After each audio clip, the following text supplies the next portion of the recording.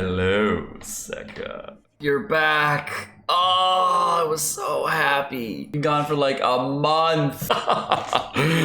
My waifu ball is here. And of course, if you did not know, I have Yomiya now. Bro, did you know like Yomiya's not that good? Like, why'd you summon for her? You're free to play. She's my waifu. Who cares? I mean, come on, bro.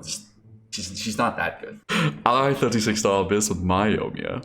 You must be trash, Seka. Free to play, by the way. What the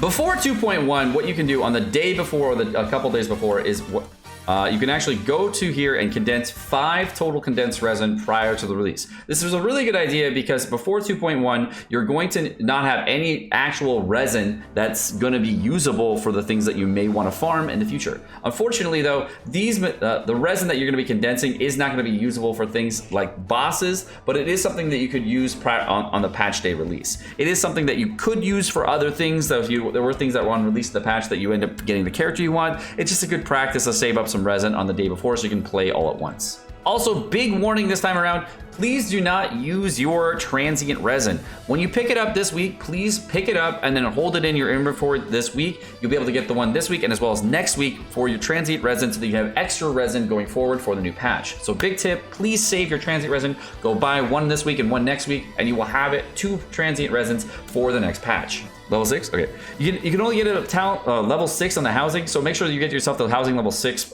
sometime this week. And the transient resin lasts for 14 days at maximum. It's going to last for 14 days starting from the day of boss resets. So on whatever reset is for you for your region, that's when it'll be 14 days. You bought it today, right before reset, it's going to be 7 days.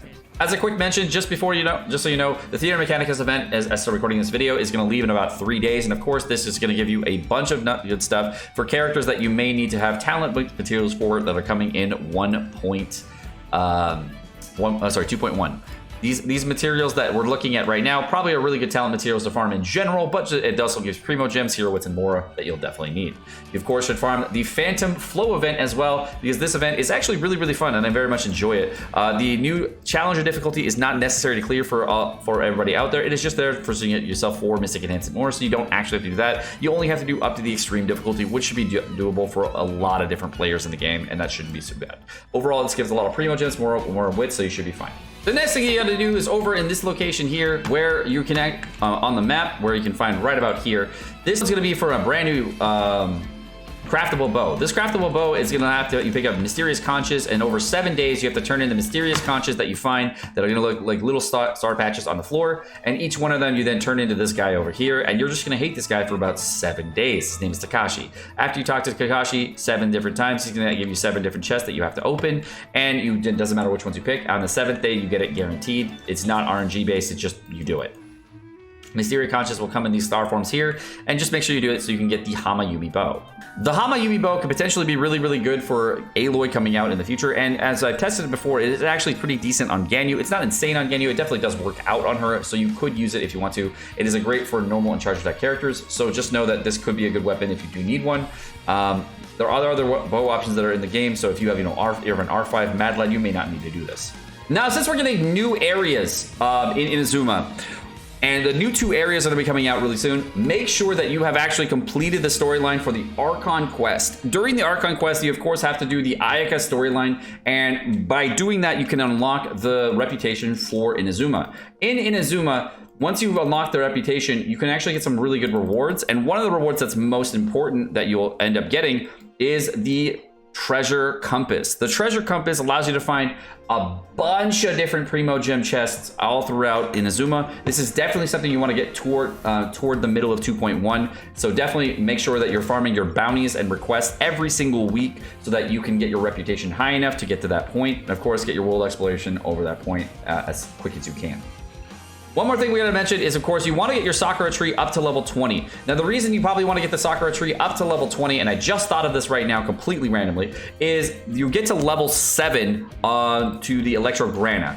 And my thought is in 2.1, their shields in 2.1 are going to have a level 7 barrier, so you may not even be able to progress to get some of the puzzles done unless you have a level 7 Electro Grana. So please, if you have not done so, get your Sacred Sakura Tree up to level 20 so that you can then break those shields. You know how to level the tree? If you're not sure how to level up the tree, it's very simple. All you have to do is turn in the sigils that you get. The sigils that you'll actually get from opening chests throughout all of Inazuma, and you will get them from just completing quests from anything that you do. So you'll just get them randomly as you complete the puzzles throughout Inazuma. So that's how you do it. It's just basically puzzle finding. You can always pre-download the game, of course, right before the patch release. So make sure you pre-download the game so you don't have to wait for that giant wait time. Oh, as a reminder, because the shop is getting reset, please, for God's sake, don't top up prior to the patch unless you're a Giga Chad whale and your C5 R5ing anything anyways, and you're going to be buying all the top up things anyways. Also, make sure to share this right here with anybody, and you can get 20k Mora. To get to this thing in the game, all you gotta do is go to the Genshin Impact preview page here, click this button, and then you can then share it for 20k Mora. This next section is sus, and if you don't like theories, skip it. I'm not quite sure what materials are gonna be dropping for Inazuma for the next weapons, but I'm not sure what the catch is for getting like any of the materials, or if the lawnmower is going to be any good in 2.1. But I can say that this might be something that you want to farm for weapon materials. I'm not sure which weapon material you're going to need, but I'd say that that might be a good one. Also, this is probably the coolest looking one, but it's got a sea area next to it.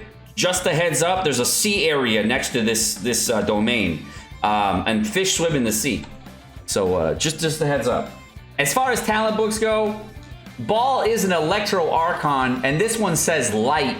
So I think she might take this one. I think so. And this one says elegance, and Sarah's kind of elegant. So I think it's gonna be. Ball's not that elegant, but Sarah's kind of elegant. So it's kind of like the same. Ayaka and Sarah kind of elegant. You know what I'm saying? And Kokomi's kind of transient, you know, just out there in the world, you know, just kind of doing her thing. And she's very, very wholesome in general. So I think that, you know, the books in this, it might be good to farm. I think they all take like Inazuma characters all have their own region, but like those are talent books you might want to farm. If you want to learn more about which talent books are for each character, I don't want to give you the information, but I would go Google it on Honey Hunter. And if you are a PlayStation 4 gangster, Aloy is Cryo. Aloy's Cryo. And she's in this area, and Horizon Zero's on, fighting for freedom. If you haven't seen the story mode, I want to ruin it for you, but that's basically what the whole story is about, right?